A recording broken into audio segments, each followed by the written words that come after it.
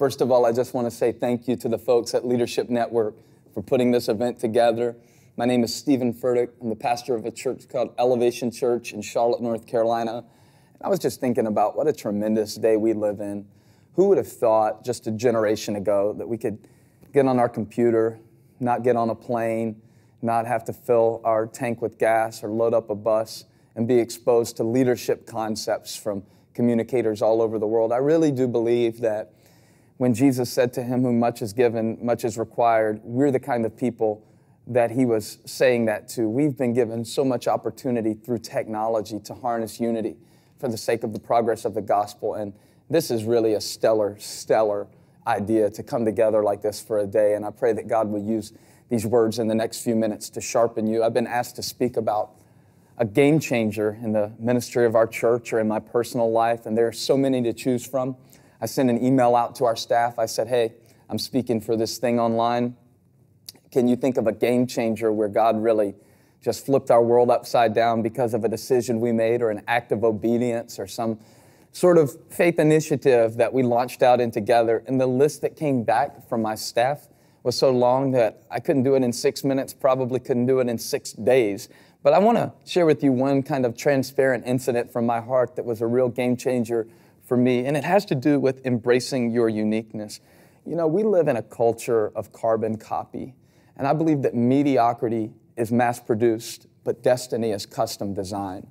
And today you're being inspired by voices from all ends of the spectrum. You're hearing from leaders from different fields, different ages, different styles, different dialects, different theological perspectives. And as you assimilate all of this today, I want you to know it's a good thing to imitate the faith of others. The book of Hebrews teaches that. But you can't mimic anybody else's miracle. And when you embrace the thing that makes you unique, you become powerful. We spend most of our life trying to stamp out our uniqueness, but I believe that when you embrace your uniqueness and you surrender your life to your specific anointing and calling, whatever that is and whatever position in life that may reflect, I believe that's when God begins to open doors. I'll give you an example. We were meeting in this senior center, and we invited a consultant to come in, and he was sitting on the front row through the whole worship experience, and it just happened to be a day where everything went wrong that could possibly go wrong. The video froze up.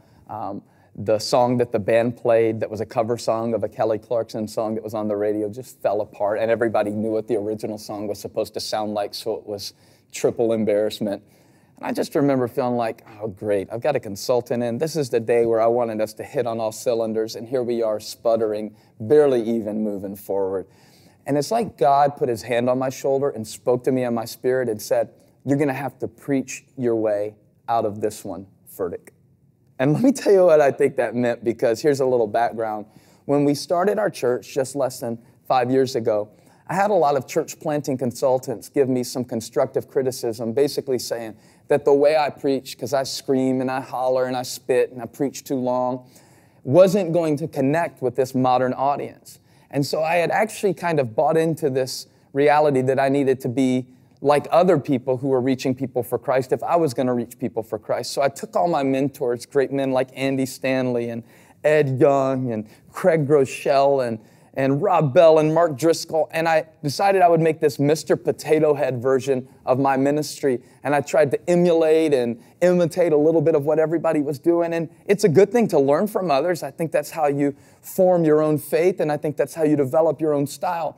But I had basically turned into somebody I wasn't, and I was trying to preach these little 32-minute sermons sitting on a stool, and I'm not really a sit-on-a-stool kind of preacher. I'm a guy who kicks the stool over, and I'm the guy who grabs you by your collar, and I was just really like, remember when David in the Old Testament, 1 Samuel chapter 17, was fitted in the best armor that King Saul had to offer, and he had the heavy artillery, he had Israel's finest equipment, and he shook that stuff off and he said, I can't go in these, I'm not used to this, give me my rocks. That's what I'm talking about today. The game changer for me is the day when everything else, all the technology kind of fell apart, and I felt God give me this shaking sense of realization, all I need is my rocks. And I guess what I want to help you do today is find your rocks. You can take that however you want to take it, but I want to help you find that unique thing that God made you able to do. I think so many of us get confused and we start trying to, in an effort to learn from everybody, we start trying to live up to the expectations of others and operate in the gifts of others. But I promise you, God will never hold you accountable for something He called someone else to do. Find your rocks. What's that unique anointing? What's that specific calling in your life? And once you find that, don't you apologize for it. Don't you back down from it. Don't you let somebody intimidate you away from it. When you find your rocks, when you find your uniqueness, leverage it for the glory of God. Some of the greatest things God has done here in our church, whether it's baptizing thousands of people or renting out the biggest arena in our city for Easter, have been things that at the time seemed quirky and strange and off the wall and out of the ordinary. But those are the very faith initiatives that God blessed the most. So find your rocks. Stay in your zone. When you find those stones, you sling them and you take down giants, and you be the exact person God has called you to be. And I speak over your life today that you will tap into your uniqueness, and God will use you specifically for His glory to change the world in your generation. God bless.